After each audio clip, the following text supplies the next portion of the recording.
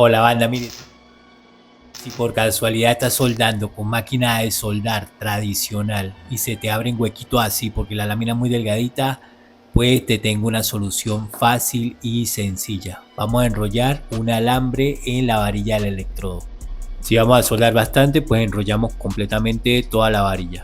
Esto es especial para latas delgaditas. Fíjense que ahí lo vamos a poner el electrodo y él va a rellenar. El alambre dulce sirve para rellenar porque se derrite. A lo que vamos soldando, él se va derritiendo y va rellenando completamente las latas. Sobre todo cuando son latas exageradamente delgaditas o tenemos huequitos que queremos rellenar.